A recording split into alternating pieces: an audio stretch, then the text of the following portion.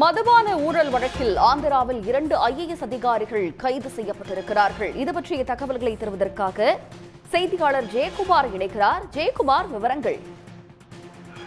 ஆந்திராவில் ஜெகன்மோகன் ரெட்டி ஆட்சியில் இருந்தபோது புது மதுபான கொள்கை கொண்டு வரப்பட்டது. இதன் மூலமாக அரசே நேரடியாக மதுக்கடைகளை திறந்து விற்பனைக்கு கொண்டு வந்தது.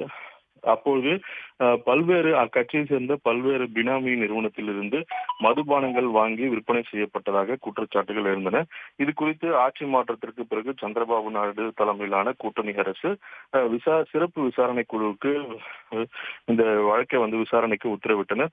இதனை அடுத்து முதல்வர் அலுவலக, அதாவது ஜெகன்மோகன் ரெட்டியின் முதல்வர் அலுவலக செயலாளராக பணிபுரிந்து வந்த தனஞ்சய் ரெட்டி மற்றும் முதல்வரின் தனி அலுவலர் கிருஷ்ணமோகன் ரெட்டி மற்றும் ஜெகன்மோகன் ரெட்டியின் பாரதி சிமெண்ட்ஸின் முழு நேர இயக்குநராக பணிபுரிந்து வந்த கோவிந்தப்பா பாலாஜி ஆகியோர் இணைந்து 1000 கோடி ரூபாய்க்கு மேல் மதுபான ஊழல் நடந்ததாக குற்றச்சாட்டப்பட்டது.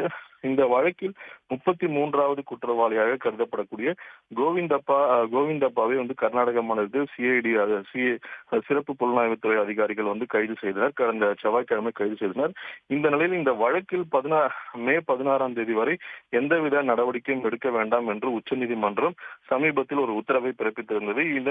இருப்பினும் விசாரணைக்கு குற்றம் சாட்டப்பட்டவர்கள் நேரடியாக ஆஜராக வேண்டும் என்றும் தெரிவித்திருந்தது. இந்த நிலையில் ஆந்திர மாநில உயர்நீதிமன்றத்தில்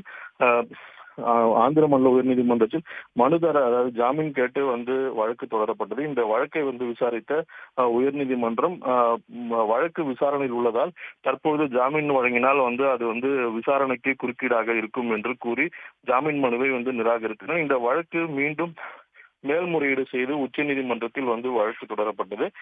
உச்சநீதிமன்றமும் நேற்று ஜாமீன் மனுவை நிராகரித்த நிலையில் தனஞ்சய் ரெட்டி மற்றும் கிருஷ்ணமோகன் ரெட்டி கடந்த 3 நாட்களாக விஜயவாடாவில் உள்ள சிறப்பு விசாரணை குழு அலுவலகத்தில் விசாரணை மேற்கொள்ளப்பட்டது. சுமார் 150 கேள்விகளுடன் இருவரிடமும் மாற்றி கேள்விகள் கேட்கப்பட்டவர்கள் 9 மணி நேர விசாரணைக்கு பிறகு 2 மூத்த IAS அதிகாரிகளும் கைது செய்யப்பட்டுள்ளனர்.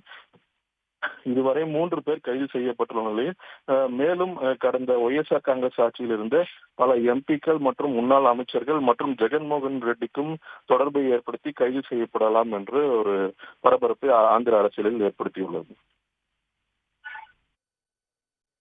தங்களுடைய விவரங்களுக்கு நன்றி ஜெயக்குமார்.